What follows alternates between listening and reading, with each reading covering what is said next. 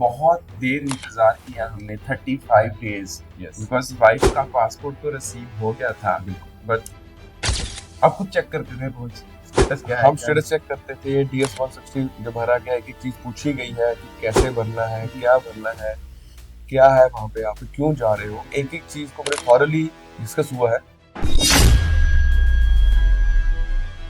तो सुनील जी 2013 में ऐसा क्या हुआ था कि पूरी फैमिली का वीजा रिफ्यूज कर दिया गया? क्या ऐसे फैक्ट थे जिसका जो रीजन था इस रिफ्यूजल का?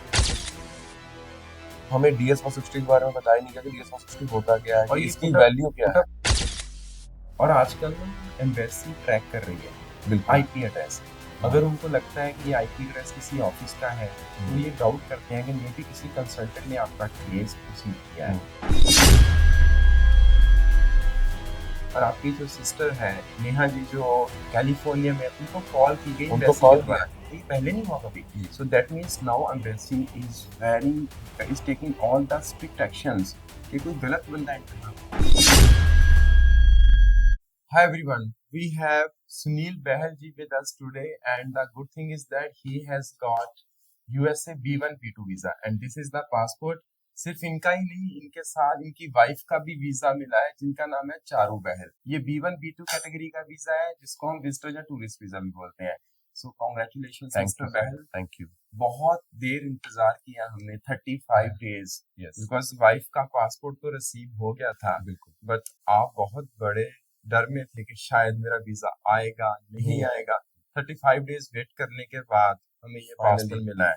और कहते हैं जो चीज वेट करके मिले उसकी वैल्यू बहुत होती है। बिल्कुल सर, So, आपकी बात बिल्कुल ठीक इस पासपोर्ट की बहुत Thank you, sir. वैल्यू है and I am really so thankful to you कि आपने आईबीटी ओवरसीज के ऊपर ट्रस्ट रखा। मुझे याद आप कॉल कर रहे थे, मुझे मैसेजेस कर सर जी। आएगा कि नहीं, आई वाज लाइक आएगा, हैव पेशेंस। बिकॉज हमने ऐसा प्रीवियस केसेस में देखा है कि 2-2 महीने भी कई बार लग जाते हैं।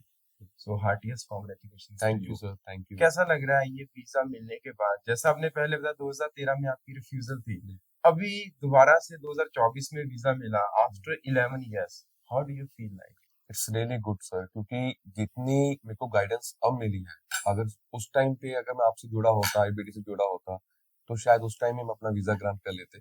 बट पूरी टीम ने, आपने, नेहा मैम ने इतना गाइड किया हमें, एक एक स्टेप हमें गाइड किया, पेशेंटली हमें गाइड और किया है। ऐसा बोलूं आधे एजेंट बन गए, खुद फाइल लगा सकते हो। यही आईपी नहीं। ओवरसीज की स्पेशलिटी है कि नहीं, हम क्लाइंट्स को सिखा देते हैं। बिल्कुल। आप खुद चेक करते थे रोज स्टेटस क्या है हम क्या स्टेटस चेक करते थे। DS 160 जब भरा गया, एक एक चीज पूछी गई है कि कैसे भरना है, क्या भरना है, क्या है वहाँ पे, आप क्यों जा रहे हो, एक एक चीज को बड़े थॉरली डिस्कस हुआ है।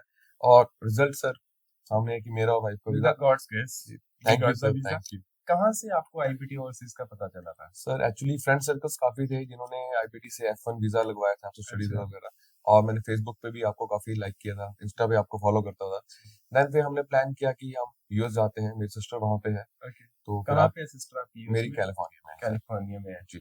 सो सुनील जी 2013 में ऐसा क्या हुआ था कि पूरी फैमिली का वीजा रिफ्यूज कर दिया गया? क्या ऐसे फैक्ट थे जिसका जो रीजन था इस रिफ्यूजल का? सर रीजन सबसे बड़ा ये था कि 2013 में जब हमने फाइल पुटअप करवाई, तो हमें DS 160 के बारे में बताया नहीं गया कि DS 160 होता क्या है, और कि ये इसकी वैल्यू क्या है। पुटअप कहाँ से करवाई थी? खुद की थी या नहीं, कोई लोकली मैंने किसी एजेंट से करवाई थी। ठीक है। बट जितना इस बार गाइडेंस मिली है कि DS 160 की वैल्यू क्या है, उसको भरना कैसे, उसको गो थ्रू कैसे करना है, आई थिंक उस टाइम पे हमें बताया नहीं DS 160 के बारे में है क्या। कोई सीजीए लॉगिन का भी कोई पता लॉगिन होगा? नहीं पता था हमें कि लॉगिन कैसे करनी है। आपने अपने फोन से यहाँ पे हमें लॉगिन करवाई, और आपने अपने खुद कहा कि अपना साथ में सेल फोन बैठ लेके के आओ, आपने हाथ बैठो, लॉगिन करो। साथ में बैठ के आपने डीएस बिल्कुल। करा, एक एक चीज एक एक चीज गो थ्रू की गई है, बताया गया है, डिटेल में बताया गया है।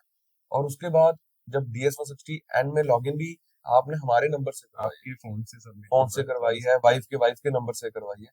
तो ये सबसे बड़ा रीजन है कि वो जो देखते हैं कि जो आप भर रहे हो जी। उसी पे बेस्ड है सर। और आजकल ना एम्बेसी ट्रैक कर रही है बिल्कुल। IP address.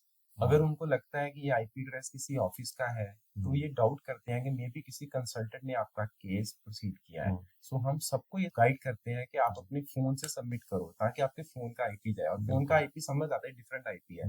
बहुत सारी चेंजेस की गई है, जैसा कि आपने बताया कि आपके केस में 35 डेज लगे वीजा मिलने में। और आपकी जो सिस्टर है नेहा जी जो कैलिफोर्निया में, उनको कॉल की गई उनको embassy call के द्वारा। तो ये पहले नहीं हुआ कभी। So that means now embassy is taking all the strict actions कि कोई गलत बंदा एंटर ना हो कि जाए। आप कोई गलत स्पॉन्सर तो नहीं लगा रहे, तो क्योंकि क्या वाइफ जब कॉल की तो क्या बातचीत हुई वाइफ से? सर आपकी वाइफ सॉरी का मेरी वाइफ गर्ल का पास इशू तो 1 तारीख को ही हो गया था और कितने मेरा कितने दिन में इशू हो गया था वाइफ का? उसका तो सर विद इन 20 डेज में 20-25 दिन में इशू हो 20-25 गया दिन था। में उसका इशू हो गया था और मेरा 19 नवंबर को इशू हुआ है ओके। और उससे 3 से 4 दिन पहले आई थिंक मेरे 16th को जी मेरी सिस्टर को कॉल गई है जी कैलिफोर्निया में कि आपके ब्रदर आपने उनको बुला रहे हैं कि हाँ स्पॉन्सर किया है, स्पाउस स्पॉन्सर किया क्यों उसने बुला बोला रहे हो? हाँ कि मेरे ब्रदर मेरे आ रहे हैं जी। क्योंकि मेरी बेटी का बर्थडे है तो वो बर्थडे सेलिब्रेशन करने के लिए वो भाभी दोनों आ और रहे ये हैं कॉल इंडिया से हुई थी क्या यूएस से आई थी उनकी कॉल? आई थिंक शायद इंडिया से या यूएस से वो मैं कंफर्म नहीं हूँ नहीं बट कंफर्म। कॉल गई है तो उसके बाद मेरे को नेहा के वहां से कॉल आया कि भैया मेरे को कॉल आई है ऐसे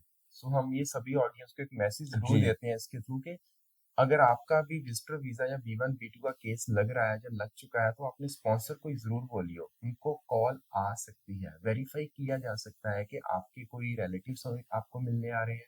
सेकेंडली पूछा जा सकता है कि उनका प्रोफेशन क्या है, या उनको पूछा जा सकता है वो किस रीजन से आ रहे हैं। सो आपको इस चीज के ऊपर बहुत केयरफुली केयरफुली काम करना और होगा इसके। कॉल के विद इन 2 डेज मेरा वीजा इशू हो गया सो मतलब वहीं पे बात फंसी हुई थी एंड हाँ आप बहुत डरे हुए थे कि मैं यार वरी था वीजा कि आएगा वाइफ का नहीं आ आएगा। गया मेरा नहीं आया तो वहां मैं भी बड़ा उसमें सोच रहा था वरिड था आपको भी बहुत काफी बार कॉल हमारी कर रहा था काफी बार बातचीत हुई बात हुई हमें। आपसे नेहा मैम से बात हुई यहाँ पे आपकी टीम से बात और हो रही हमने थी एम्बेसी को मेल्स भी करी थी, मेल्स भी की कॉल्स बट भी करी रिवर्ट तब आया जब उनको कॉल उनको गई है कॉल किया वेरिफिकेशन सिस्टर हुई को है then verification. After that my visa got issued कहाँ पे इंटरव्यू था आपका? मेरा दिल्ली इंटरव्यू हुआ था दिल्ली में कौन सी जी डेट को? 15 अक्टूबर को 15 अक्टूबर को। जी एंड क्या क्वेश्चनिंग हुई थी आपसे? क्वेश्चन मुझसे पूछा गया था कि आप क्या करते हो आपका प्रोफेशन क्या है जी आपका पर्पस ऑफ विजिट क्या है कहाँ जा रहे हो किससे मिलना है वहाँ कौन है तो ये question normal basic question question. Basic question कितने जो आपने मिनट भरा कितने मिनट का इंटरव्यू चला था? मेरा तो जस्ट 29 सेकंड्स का ही इंटरव्यू था बट ये है कि जो आपने भरा है वो आप सच भरी तो ये आप एक टिप्स देना चाहेंगे बिल्कुल ऑडियंस को कि जो आप डीएस में भर रहे हो उसमें 100% ऑनेस्टी ऑनेस्टी 100% चाहिए वहाँ सच्चाई पे होनी चाहिए। और वो सच्चाई तो वैसे वेरीफाई हो भी गई हम्म जब आपकी सिस्टर को आप कॉल की। बिजनेस कर रहे हो आप जॉब कर रहे हो आप कुछ भी वर्किंग कर रहे हो आप उनको सच बताइए उनको सच नहीं बताओगे ऑनेस्टी तो बस चांसेस नहीं है। चांसेस और नहीं है सच बताने का बेनिफिट ये है कि you feel confident. Yes because आपको चीजें अगर मेरे से कोई पीछे बैठी do I would say I am director of IBT overseas, मेरे को झूठ नहीं है उसमें कॉन्फिडेंस है क्योंकि आप बोलने में। उसको जी रहे हो उसको जी हाँ। हाँ उसको कर रहे हो आपसे रूटीन वर्क है आपका वो कोई भी क्वेश्चनिंग होगी यू आर वेरी बिल्कुल कॉन्फिडेंट। वाइफ से भी क्वेश्चन हुआ था कोई के नहीं? उनसे पूछा कि आप क्या करते हो शी इज ए प्रोप्राइटर वो अपनी फर्म रन कर रही है जी। तो उसने बताया कि हम अपनी फर्म रन कर रही हूँ साथ अच्छा साथ में बिजनेस रन कर रही हूँ और मुझसे पूछा गया कि आप क्या कर रहे हो मैंने कहा मैं फार्मास्यूटिकल्स में हूँ सेल्स में हूँ अच्छा। और 12 साल से इस कंपनी में काम जी। कर रहा हूँ तो जो मैं था वही उन्होंने पूछा और जो मैंने भरा था वही उसके इस पे क्वेश्चन थे एक बहुत बड़ा मिथ बना हुआ है कि यार बहुत सारे पैसे लगते हैं आज की डेट में एजेंट्स 20 लाख भी मांग लेते हैं 25 भी बिल्कुल मांग लेते हैं और जो तो डंकी लगा के जाते हैं 40-50 लाख से जी ऊपर रेट हो गया है। जी सो हमारे केस में कितने को पैसे लगे सारे वीजा आने तक का सारा सर जो?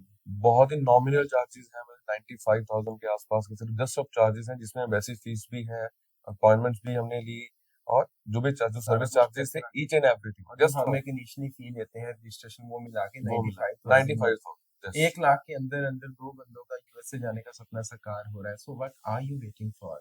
अगर आपका भी बजट कम है बट आप एक प्रोफेशनल हो, आप अच्छी जगह जॉब कर रहे हो, जहाँ अपना बिजनेस है, इनका और इनकी वाइफ का वीजा हुआ, आगे हम इनके बच्चों का वीजा ड्रॉप बॉक्स में लेने वाले हैं। थैंक यू इनके सर फादर साहब का भी वीजा हम लेंगे अभी। सो हम स्टेप बाय स्टेप चलेंगे बट यस पेशेंस के साथ चलेंगे तो वीजा हमें सबको वीजा मिलेगा। और मैं सबको यही कहना चाहूंगा कि जिसने भी यूएस जाना है एक बार आईबीटी जरूर है thank you so very much. Thank you. Thank you sir